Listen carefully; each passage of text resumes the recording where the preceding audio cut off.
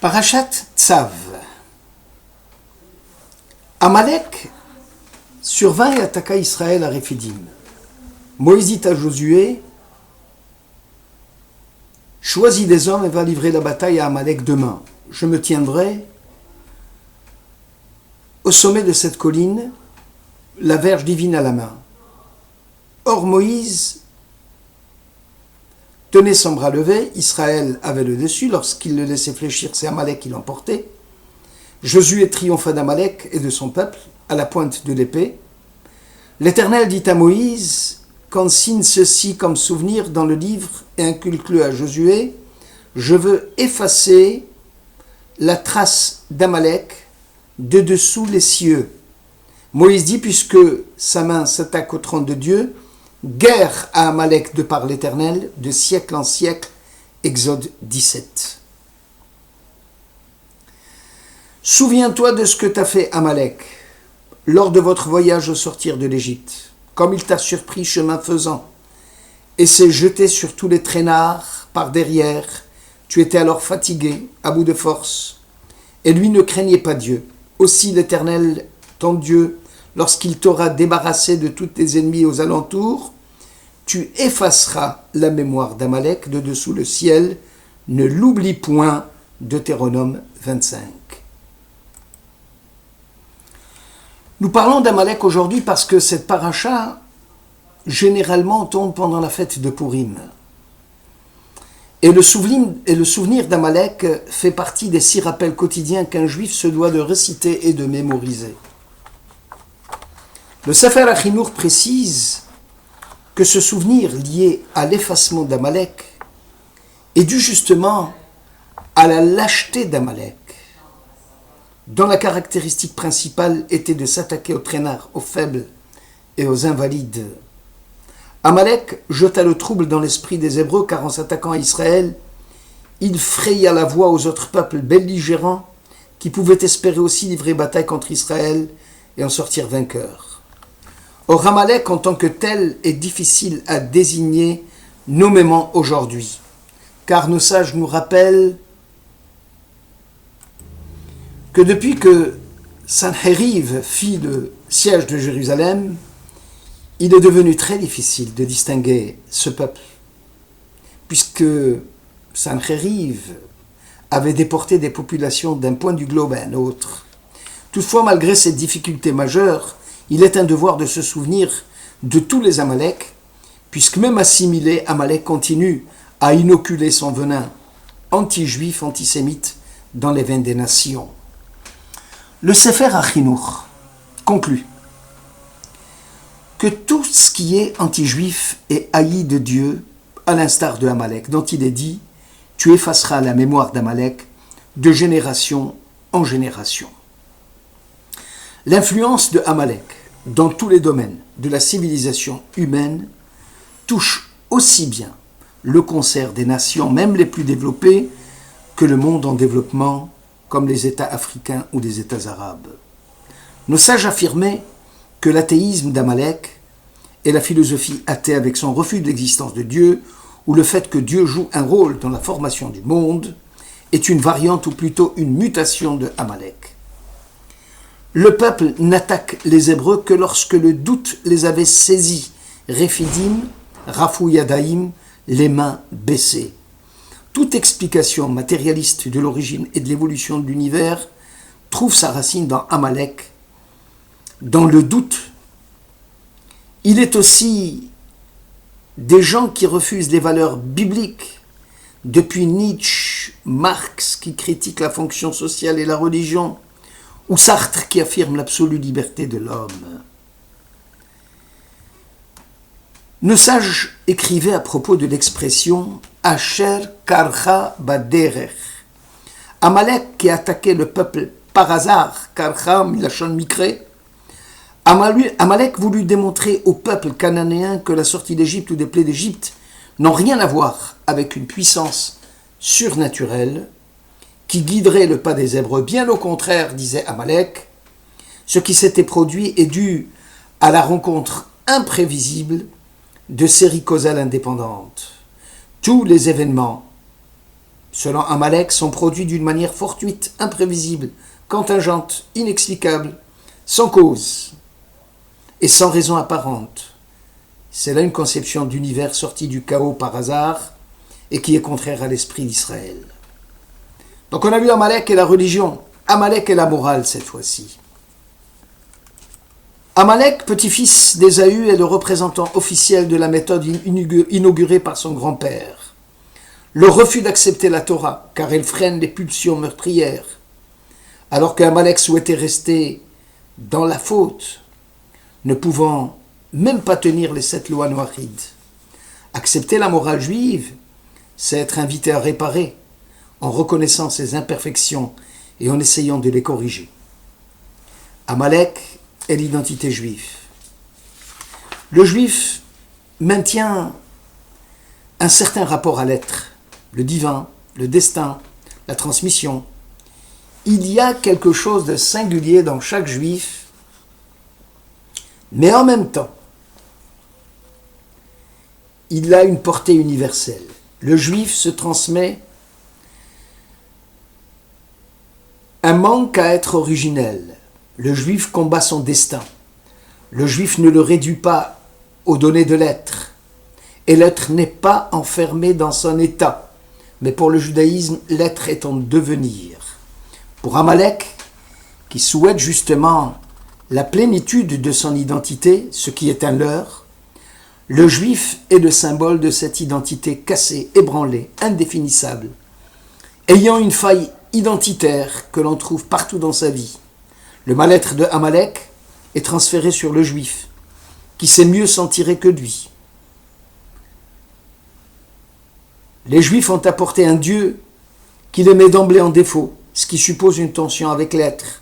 On est toujours en manque d'être, et il est exclu de s'identifier à ce qu'on est. Cela agace ceux qui sont insensibles à la transmission et ceux qui n'ont pas de quoi tenir. Amalek est la transmission de la mémoire. Si le texte biblique intime l'ordre de se souvenir de ce que t'a fait Amalek, c'est qu'il souhaite transmettre la mémoire. Or, pourrais-je cesser d'être juif? Oui, en refusant de transmettre. Toutefois, je serai obligé de transmettre le refus, jusqu'à ce que l'oubli s'installe sur plusieurs générations, comme une chose qui ne donne plus signe de vie. La psychologie enseigne que ce qui est oublié, refoulé, il peut revenir. Et le non-juif dénié peut de nouveau surgir. On déduit que vouloir maîtriser la transmission relève du fantasme, puisque les non-juifs sont tous concernés par les symboles de la transmission des juifs. Amalek, ou la quintessence de l'impureté.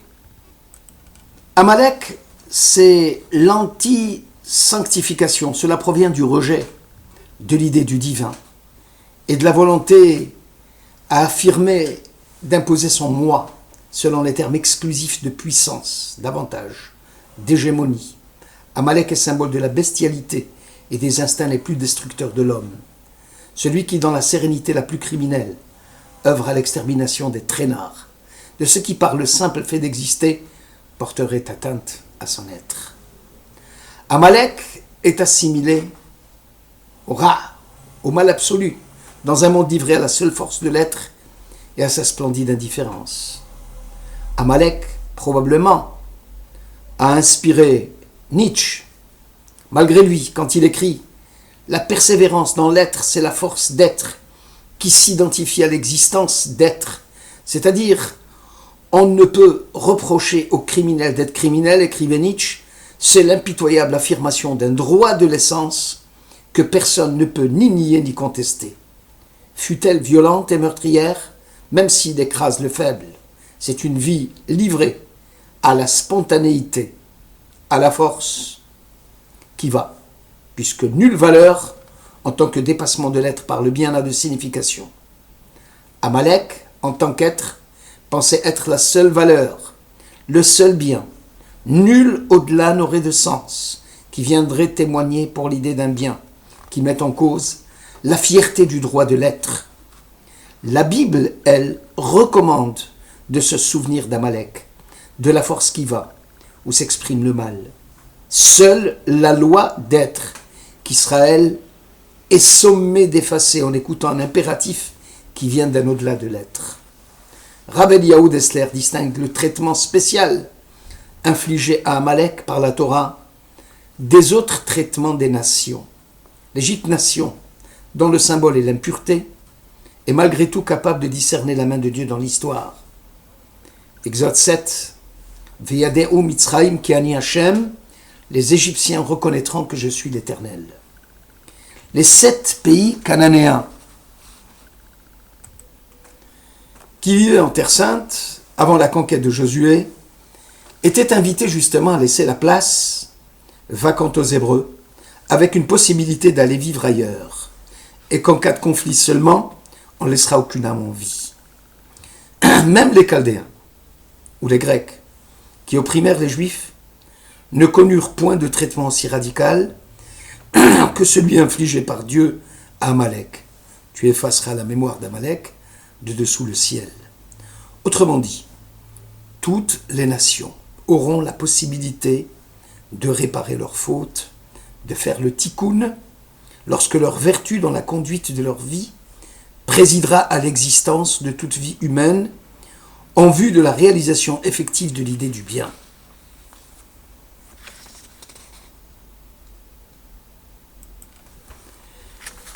Apportant ainsi leur contribution dans l'idée même de la sanctification. Seul Amalek, le mal absolu, la mécréance, la perversité radicale, l'inhumanité paradoxale de l'être humain restent en dehors du tikkun, avec impossibilité de réparer la faute, le refus total de l'acceptation de la loi et de ses impératifs éthiques.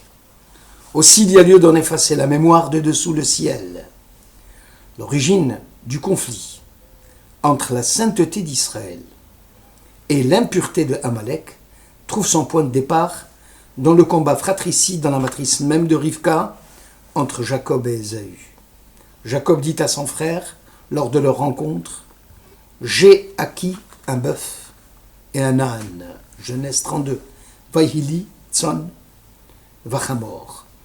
Selon Shem Mishmuel, les puissances impures d'Ésaü et celles d'Israël sont symbolisées par le bœuf pour le premier et l'âne pour le second. Le bœuf connaît son possesseur, disait Isaïe chapitre 1.